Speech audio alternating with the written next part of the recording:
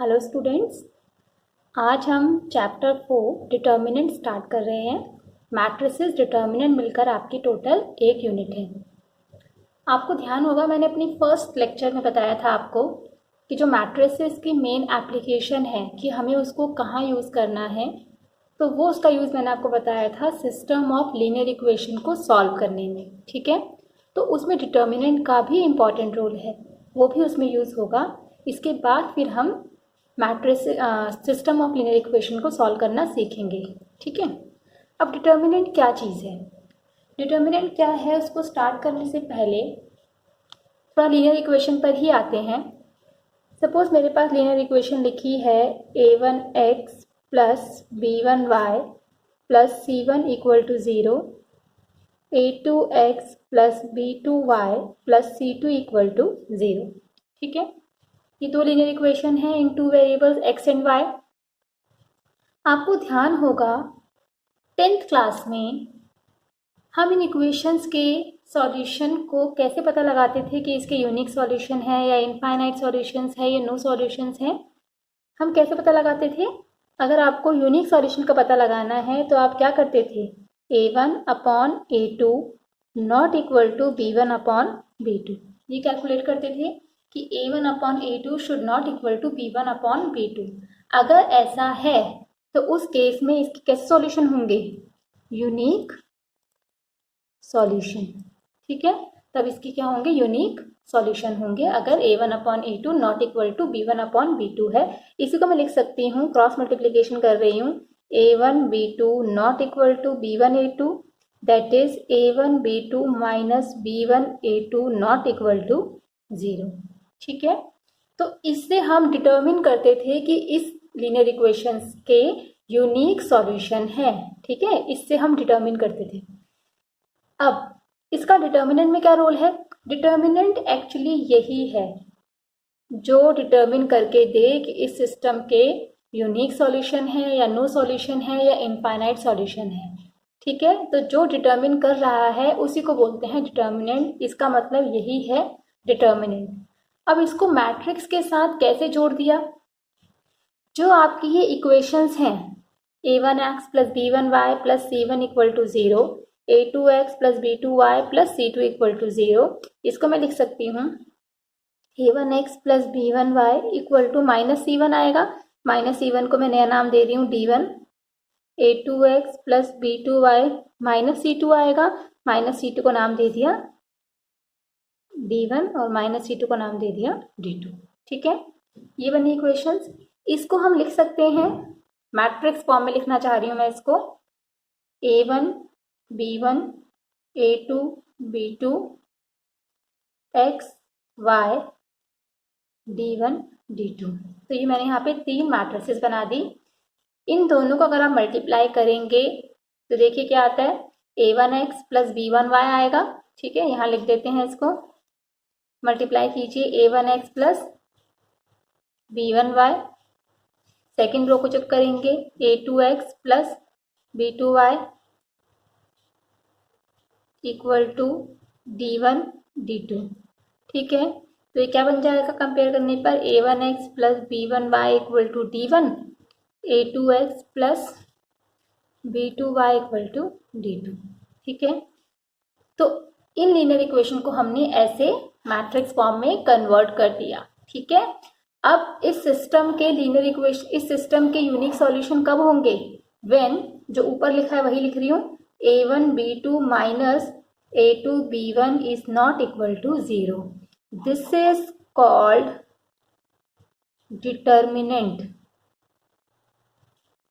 which determine that the given system has either unique solution or not। ठीक है, तो इस सिस्टम के यूनिक सॉल्यूशन है या नहीं, तो ये हमें ये डिटर्मिनेंट कैलकुलेट करके दे देगा। ठीक है, इसीलिए इसका नाम भी डिटर्मिनेंट है। तो ये मैंने आपको 2 वेरिएबल का बता दिया, तो पहले हम 2 वेरिएबल की ही प्रैक्टिस कर लेते हैं, उसके बाद फिर हम 3 वेरिएबल पर आएंगे। तो हम एक्सरसाइज 4.1 का क्वेश्चन देख लेते हैं। तो ये फर्स्ट प्रॉब्लम है हमारी, हमें इसको सॉल्व करना है। ठीक है, यहाँ पर आप सिंबल देखिए, सिंबल क्या है, 2 पैरेलल लाइन यहाँ पर आपको दी हुई है, ये सिंबल हमारा डिटर्मिनेंट का होता है, ठीक है। डिटर्मिनेंट हमेशा मैट्रिक्स का ही निकलता है। इस क्वेश्चन में उसने डायरेक्टली डिटर्मिनेंट का साइन दिया हुआ है, आपको डायरेक्टली डिटर्मिनेंट कैलकुलेट करना है। वैसे जो डिटर्मिनेंट होता है उसकी डेफिनेशन यही होती है कि determinant is a number associated with matrix, ठीक है, associated with a square matrix. Her square matrix का हम डिटर्मिनेंट कैलकुलेट कर सकते हैं, ठीक है। अब ये इसने जो साइन दिया है, ये साइन होता है डिटर्मिनेंट का, आपको ध्यान रखना है। और ये साइन होता है मैट्रिक्स का, या तो ऐसे या फिर ऐसे। This is matrix and this is determinant, ठीक है। ये डिटर्मिनेंट का साइन है और ये दोनों साइन मैट्रिक्स के हैं आपके, ठीक है। तो यहाँ पर उसने लिखा है find the value of this, it means हमें डिटर्मिनेंट को सॉल्व करना है। तो क्या तरीका है सॉल्व करने का, अभी ऊपर लिखा है देखिए, a1 b2 a1 b2 minus a2 b1 a1 b2 minus a2 b1, ऐसे क्रॉस में मल्टीप्लाई करके उन दोनों को सब्ट्रैक्ट कर देना है। तो कर देते हैं इसको सब्ट्रैक्ट।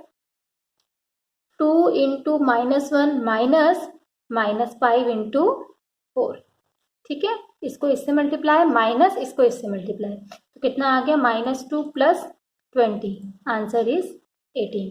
तो इसका आंसर आ गया आपका 18। इस तरह से हमें डिटर्मिनेंट निकालना है, ठीक है। अब क्वेश्चन 2 भी देख लेते हैं इसका। क्वेश्चन 2 देखिए, cos theta minus sine theta cos theta, determinant का साइन है, इसकी वैल्यू निकालनी है। तो सॉल्व कर लेते हैं इसको। Cos theta into cos theta, cos square theta minus sine theta into minus sine theta, तो ये प्लस हो जाएगा sine square theta which is equal to 1। तो ये इसकी वैल्यू आ गई, ठीक है। क्वेश्चन नंबर 3 देखते हैं अब। क्वेश्चन नंबर 3 मैंने यहाँ पे लिखा हुआ है already. Question number 3 is if a equal to 1 2 4 2 show that determinant, ये साइन किसका है, डिटर्मिनेंट का, जो तो ये स्ट्रेट लाइन है पैरेलल लाइंस की तरह, ये डिटर्मिनेंट का साइन है। Show that determinant of 2a equal to 4 times determinant of a। तो LHS में आपको क्या करना है, पहले 2 को a से मल्टीप्लाई कर देना है, उसके बाद उसका डिटर्मिनेंट निकालना है। RHS में आपको क्या करना है, डिटर्मिनेंट a को 4 से मल्टीप्लाई करना है, ठीक है। तो पहले मैं RHS निकाल रही हूँ। तो ये क्या दे रखी है, मैट्रिक्स दिख रही है आपको, ये आपको मैट्रिक्स दी है A। हमें क्या निकालना है, इसका डिटर्मिनेंट। ये जो साइन है ये डिटर्मिनेंट का साइन होता है, इसको हम ऐसे लिखते हैं। आपको जरूरत नहीं है पूरा लिखने की, determinant of A, you can write only this, ठीक है। ये कोई मॉड A नहीं है, ये मॉड नहीं है, ऐसा नहीं है कि वैल्यूज पॉजिटिव आएंगी। This is a symbol of determinant. तो डिटर्मिनेंट A कितना आ जाएगा, इसका डिटर्मिनेंट निकालना है आपको। क्या आएगा, 1 2 2 माइनस 4 2 8 विच इज -6। तो RHS हम कैलकुलेट कर सकते हैं। RHS is 4 into determinant A means 4 into -6 which is equal to -24। अब LHS के लिए आपको पहले 2a निकालना पड़ेगा। 2a मतलब आप 2 को a से मल्टीप्लाई कर देंगे। आपको ध्यान होगा मल्टीप्लिकेशन, स्केलर मल्टीप्लिकेशन, 2 1 2 2 2 4 2 4 8 2 2 4। अब इसका डिटर्मिनेंट निकालते हैं। This is our LHS।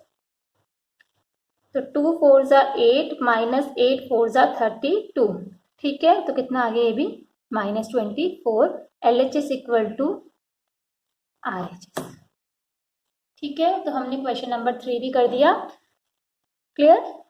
अब आते हैं हम 3/3 मैट्रिक्स के डिटर्मिनेंट में कि वो कैसे निकाला जाए, ठीक है। तो वो आपको निकालना सिखा देते हैं, फिर उसके भी 1-2 क्वेश्चंस कर लेंगे।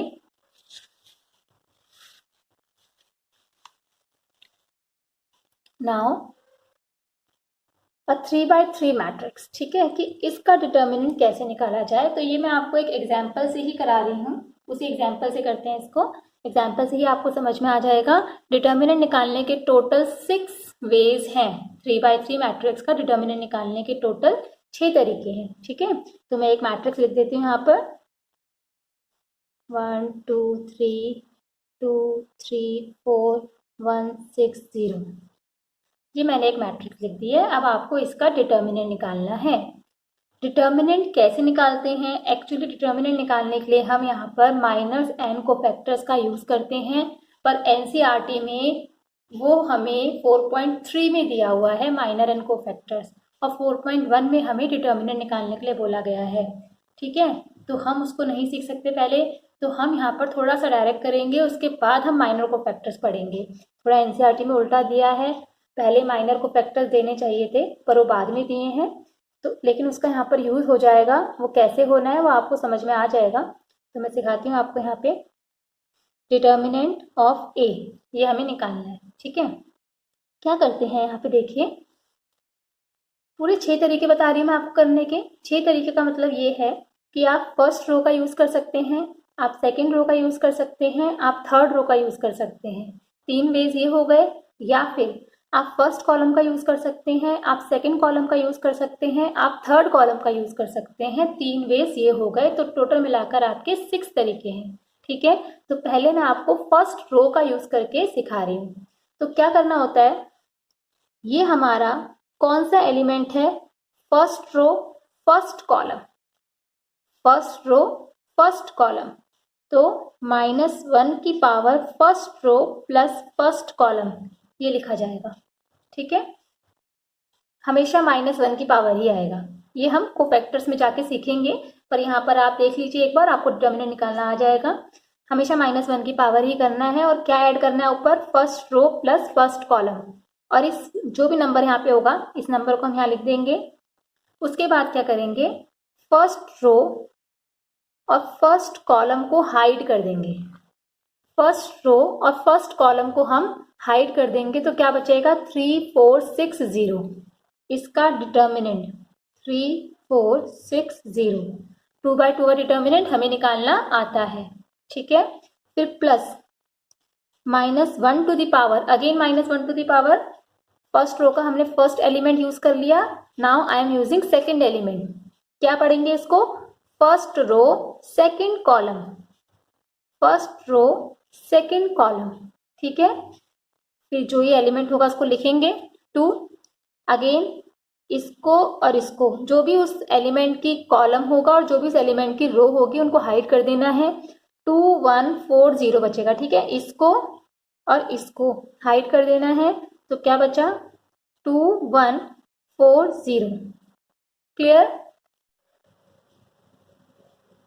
Plus -1 to the power first row third column, first row third column, ये 3 एज इट इज। अब first row third column hide कर देंगे। 2 1 4 0, 2 1 4 0। ये 2 बाई 2 के डिटर्मिनेंट्स हैं, ये आपको ऑलरेडी कैलकुलेट करने आते हैं। तो क्या आ जाएगा? -1 to the power 2, -1 to the power 2 means -1 into -1, तो +1 आएगा। ठीक है, -1 की पावर अगर ऑड होगी तो -1 आ जाएगा, -1 की पावर अगर इवन होगी तो +1 आ जाएगा। तो ये कितना हो गया? 1 ही रहेगा, ये वाला 1। 0 -24। ठीक है, -1 टू द पावर 3 ऑड है तो माइनस में आ जाएगा, तो ये हो जाएगा आपका -2। 0 -4। ठीक है, -1 टू द पावर 4 पॉजिटिव है तो +3 आएगा। 0 first row third column, first row third column, मैंने गलती से इसको ले लिया है। First row third column 2 3 1 6, 2 3 1 6। ठीक है, तो 2 6 12 -3 1 3। तो कितना आ गया, इसे कैलकुलेट कर लेते हैं। -24 -+8 9 3 27। ठीक है, तो ये कितना हो जाएगा? 24 27 3 + 8 11 इज इट्स आंसर। तो ये हमने फर्स्ट रो की हेल्प से इसको कैलकुलेट कर लिया है। तो ये हमारा हो गया पहला तरीका। ठीक है, हम सेकेंड रो की हेल्प से भी कर सकते हैं, हम थर्ड रो की हेल्प से भी कर सकते हैं, हम कॉलम्स की हेल्प से भी कर सकते हैं। तो मैं आपको एक तरीका और दिखा देती हूँ जिसमें हम सेकेंड रो की हेल्प से करेंगे, बट आंसर सेम ही आएगा। ठीक है, तो अब हम यूज कर रहे हैं सेकेंड रो को। तो सेकेंड रो को यूज करेंगे मीन्स ये वाली रो यूज करेंगे। ठीक है, 2 3 4 का यूज होगा, तो 2 सेकेंड रो फर्स्ट कॉलम, क्या है ये? सेकेंड रो फर्स्ट कॉलम, तो -1 to the power second row first column, और ये 2 एज इट इज। अब इसको हाइड कर देना है सेकेंड रो फर्स्ट कॉलम को, क्या बचेगा 2 3 6 0, 2 3 6 0। ठीक है, अगेन -1 टू द पावर, इसको यूज कर रहे हैं second row second column, second row second column 3 लिखा जाएगा, हाइड कर देंगे सेकेंड रो सेकेंड कॉलम को 1 1 3 0, 1 1 3 0। Next -1 to the power second row third column, second row third column, और इस 4 को लिखा जाएगा, फिर हाइड कर देंगे सेकेंड रो थर्ड कॉलम को 1 2 1 6, 1 2 1 6। सॉल्व कर लेते हैं इसको, -1 टू द पावर 3 माइनस में आएगा तो -2, 0 -18, -1 टू द पावर 4 पॉजिटिव आएगा 0 -3, -1 टू द पावर 5 माइनस में आ जाएगा तो -4, 6 -2। इसको सॉल्व कर लेते हैं, 36 -9, 6 -2 4, 4 4 जा 16, 36 -25 इज 11। क्लियर। ऐसे ही हम थर्ड रो का भी यूज कर सकते हैं, फर्स्ट कॉलम का भी यूज कर सकते हैं, सेकंड कॉलम का भी यूज कर सकते हैं, इस तरीके से आप निकाल सकते हो। तो मैं आपको एक कॉलम लेकर भी बता देती हूँ। थर्ड भी हम लिख देते हैं इसका, आप कॉलम लेके कर रहे हैं तो कोई भी कॉलम आप यूज कर सकते हैं, मैं थर्ड कॉलम का यूज कर रही हूँ। ठीक है, थर्ड कॉलम, थर्ड कॉलम मतलब पहले 3 आएगा, फिर 4 आएगा, फिर 0 आएगा। ठीक है, तो थर्ड कॉलम मैंने 3 लिखा, तो 3 कहाँ पर आ रहा है, first row third column, first row third column. ठीक है, तो फर्स्ट रो थर्ड कॉलम को हम हाइड कर देंगे 2 3 1 6, 2 3 1 6। Similarly plus -1 to the power 4 लिया है second row third column, second row third column 4 लिख दिया मैंने ऑलरेडी, तो सेकेंड रो थर्ड कॉलम को हाइड कर देंगे 1 2 1 6, 1 2 1 6, प्लस 0 लिया मैंने third row third column, third row third column, third row third column 1 2 2 3, 1 2 2 3। Clear. इसको सॉल्व कर लेते हैं, -1 टू द पावर 4 पॉजिटिव, तो 3 एज इट इज आ जाएगा, 12 -3, -1 टू द पावर 5 नेगेटिव, 6 -2। अब ये तो 0 लिखा है, कुछ भी आए 0 ही आएगा, तो इसको सॉल्व नहीं करेंगे, आगे बढ़ जाते हैं। 12 -3 9, 9 3 जा 36, 6 2 जा 4, 4 4 जा 16, सॉरी 12 -3 9 3 जा 27। ठीक है, 16, गलत कैलकुलेशन हो गई थी यहाँ पे, देखिए, तो आंसर इज 11। तो इस तरीके से हम किसी भी वे से इसको निकाल सकते हैं। अब जो ये -1 की पावर मैं करती जा रही हूँ, इसको लिखना थोड़ा सा टाइम टेकिंग हो जाएगा, तो हम डायरेक्ट इसको लर्न करेंगे। कैसे लर्न करेंगे, ये जो आपका यहाँ पर ये रोम्बस बना रही हूँ मैं, ये एलिमेंट्स जब जब यूज होंगे तब तब उनके आगे माइनस आएगा। ठीक है, क्यों ऐसा हो रहा है, क्योंकि ये फर्स्ट रो सेकंड कॉलम का एलिमेंट है, तो first row second column 1 + 2 3 odd है, इसलिए माइनस में आएगा। ये second row first column 2 + 1 3 odd है, माइनस में आएगा। ये third row second column 3 + 2 5 odd है, इसलिए माइनस में आएगा। ये third row second row third column odd है, इसलिए ये माइनस में आएगा। ठीक है, तो इस तरीके से आपको ये याद रखना है। तो मैं इसका एक और एग्जाम्पल करा देती हूँ, उसके बाद आप 4.1 के क्वेश्चंस खुद करेंगे। तो यहाँ मैंने एक मैट्रिक्स ले ली है, आपको फाइंड करना है डिटर्मिनेंट ऑफ ए। ठीक है, डिटर्मिनेंट का साइन दे दिया उसने, ये मैट्रिक्स है, आपको डिटर्मिनेंट निकालना है। तो डिटर्मिनेंट निकाल लेते हैं, फर्स्ट रो की हेल्प से ही निकाल रही हूँ मैं, इन जनरल हम फर्स्ट रो की हेल्प से ही निकालते हैं। तो ये लिखा पहले 2, अब मैं -1 की पावर कुछ नहीं लिख रही हूँ, क्योंकि मैंने आपको बता दिया है ये 4 एलिमेंट अगर आप यूज़ करेंगे, जैसे अभी मैं फर्स्ट रो की हेल्प से कर रही हूँ तो मेरा इसका यूज़ होगा, तो इसके आगे माइनस लगा दूंगी, ठीक है। अगर आप फर्स्ट कॉलम की हेल्प से करेंगे तो आपका इसका यूज़ होगा, तब आप इसके आगे माइनस लगा देंगे। पर अभी मैं करा रही हूँ आपको फर्स्ट रो की हेल्प से, ठीक है। तो प्लस माइनस प्लस, ऐसे भी आप याद कर सकते हैं, ऑल्टरनेट साइन होते हैं, प्लस माइनस प्लस, फिर plus minus plus, plus minus plus, इस तरीके से आप साइंस को याद कर सकते हैं। तो फिलहाल मैं फर्स्ट रो की हेल्प से कर रही हूँ, तो +2 ही आएगा। हाइड कर देंगे, क्या बचेगा 0 5 1 2, फिर माइनस लगाना है और -1 लिख दिया, 1 2 5 2। समझ में आ रहा है। कॉरस्पॉन्डिंग कॉलम और रो को हाइड कर देना है, 1 2 5 2, फिर +3 हाइड किया, 1 2 0 1 1 2 0 1, ठीक है। तो इसको सॉल्व कर लिया हमने, 2 0 -5 +1 2 -10 +3, ये प्लस हो गया माइनस माइनस, ठीक है, +3 1 -0। इसको आप सॉल्व कर लेंगे, आंसर आ जाएगा, ठीक है। एक और एग्जाम्पल लिख देते हैं, एक और एग्जाम्पल लिख दिया मैंने, इसको भी करते हैं स्टार्ट। फर्स्ट रो की हेल्प से ही कर रही हूँ मैं, प्लस माइनस प्लस, ठीक है। डिटर्मिनेंट निकालना है सपोज आपको, तो 1 एज इट इज, कॉरस्पॉन्डिंग रो और कॉलम हाइड कर दिया, 4 7 5 8, -2 हाइड किया, -1 6